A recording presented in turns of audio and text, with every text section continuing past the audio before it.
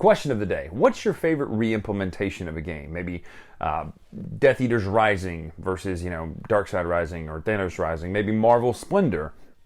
What is your favorite re-implementation of a game, of a system?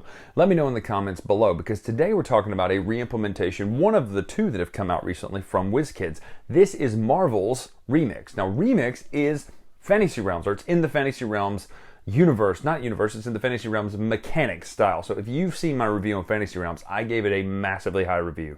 I loved it, it's great. It is just generic fantasy though. This is Marvel Remix, and it changes the game by making it more thematic. So let's take a look at what Marvel Remix does. We'll come back up, talk final thoughts right now.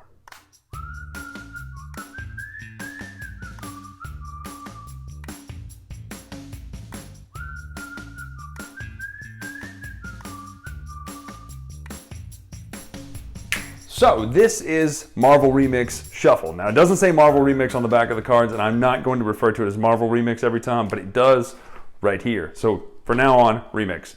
You're going to get 6 Remix cards here, and you're going to get 1 villain card. Each player will get that. Now on the Remix cards, you're going to have things like allies, heroes, conditions, locations, maneuvers, and equipment. Probably a couple more. If you've never played Fantasy Realms, I'll give you a quick overview on how the system works and how the game works, really. But this one's different because, well, I say it's different, but really and truly, the art is what changes it, and certain things are more thematically schemed. So in my mind, what you're doing is you're creating a story, is basically what you're doing with your hand of cards. You're going to get 7 cards total. You must have a hero or ally and a villain in your hand at the end of the game, or you score 0 points. So you start with 7 points. You start with 7 cards. You have 7 cards throughout the game. Always. You're going to draw, then discard, always. You have 3 options. You can draw from the Remix deck, from the villain deck, or from the discard area. The game ends immediately when a 10th card is in the Remix area, the discard area down here. Once that happens, you're going to evaluate your hand. And the way they do that is this handy dandy score pad in which you're going to go card by card. Now the reason you do this is you really need to pay attention, because a card may have already scored, but it will also be part of scoring for another card. So let's look at the important things. Top left corner is the base value. So the Dora Milaje here, that's just 6 points. Black Panther, on the other hand, is 4 points base value plus 5 points for each other Wakanda card. So currently he is sitting at 9 points, because 5 plus 4.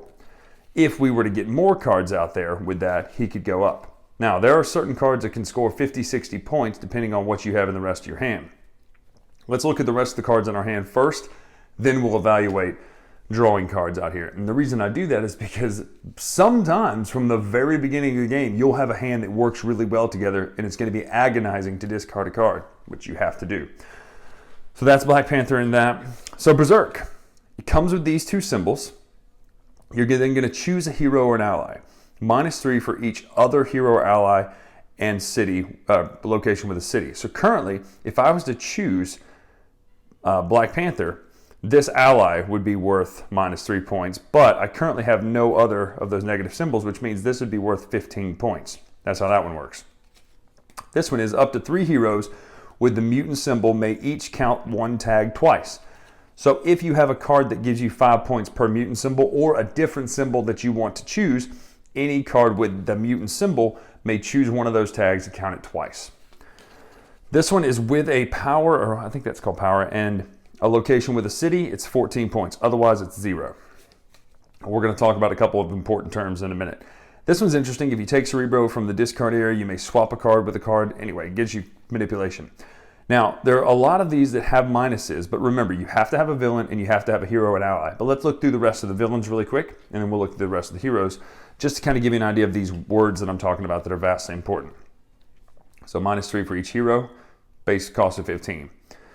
This one will give you +9 for each other Wakanda card, but it's a -9 to start with, so you need to have at least 2 to make it really worth anything. Anyway, you can kind of read through these, but I want to show you this word, blank. Here we go. Blank is a term that means you must blank a card in your hand. So you have to blank a location to get him. So you're going to want to try to pick a location that is worth, or you don't have to, if you don't have a location, no big deal. But if you have a location to him, you're going to try to mitigate that.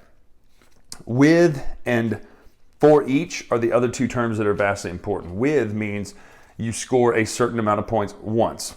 This one is 10 points for each pair of those. So that's a lot of points. If you get these two together, that's a whole lot of points going together. Now, some of them don't have text. It's just a base cost.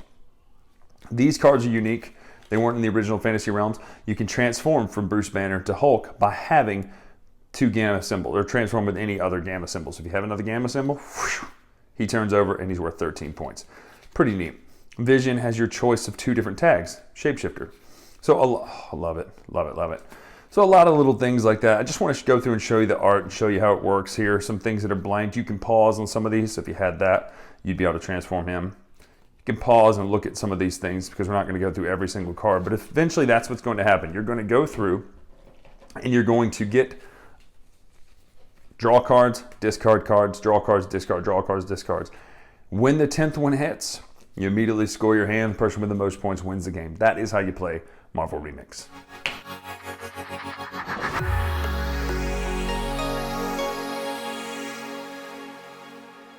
So that's Marvel Remix. First and foremost, as we do here on my reviews on the Dice Tower, I break it apart in 3 ways, flowing one to another. Art direction, gameplay, because those two are a Venn diagram that crosses over. But starting first and foremost, this is art, but it's not just Marvel art that we've seen, new Marvel art. It's stuff pulled from the comics and stuff like that. So I love the choices that they made. My only gripe is, for some reason, Scarlet Witch is not in this as a character. Don't know why. Don't know what's up with that. We'll find out Friday, won't we? I'm saying this prior to seeing Doctor Strange, but you're watching this afterwards, so whatever. Now, art, the game looks great. Art direction, the symbols make so much sense in this game, but it's not just about symbols. It's symbols plus flavor text, or not flavor text, game text. And that game text really makes sense. There's never been a time in this game where I have to go, wait, does this work because of this? And of the clarifications that are there, there's a few that you have in the back of the rule book that give you kind of the heavy ones that you're like, wait, does this actually work? For instance, the one that gives you points per symbol of the projectile symbol based on the amount of cards that you have. So you can get a whole ton of points in there, and there's a clarification on it. So here's what I love about this. First of all, Fantasy Realms is great. You have 7 cards, you draw, you discard. You draw, you discard. You draw, you discard. Till there's 10 cards in the end. We saw that already how to play. But what I love is the simplicity of this. I love how simple that is, that you're just getting a new card, and each time you have to pick that card up and you go, man, does it make sense for me to keep this and try to change my strategy up right now? Or do I kind of stick with what I've stuck with for the last 2 or 3 rounds and throw this card away that I just picked up? Because that is the beautiful thing about it. You are forced to think that every time you pick up a card, it's great. And rarely are you just like, this is crap, I don't need this. It's so easy to pick a strategy, stick with it, and then be blindsided with the fact that the other person's strategy beat yours. And you're thinking, but I did my best. And that's what's great about it. You have to make a decision every single card you take. Is this worth me sticking with, or do I need to switch it up? And that is what makes Fantasy Realms so good. What makes Marvel Remix so good is the way they've tied the theme in. The way that mutants really key off each other. Now, it would be in the past, it would be like Flames would key off this and blank this and all that.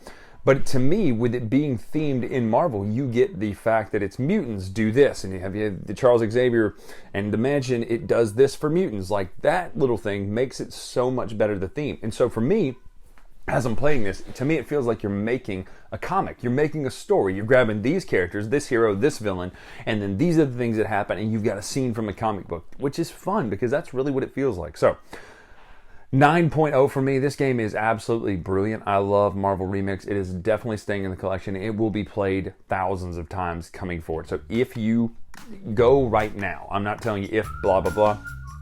No caveats, no disclaimers, no qualifiers. Go get Marvel Remix from WizKids. It is amazing. It's a great game. I absolutely adore this game. So that is Marvel Remix. I'm Brian Drake here on the Dice Tower. Make sure to follow me on Twitter, Instagram, etc. at Dice Tower Brian. Until next time, we'll see you.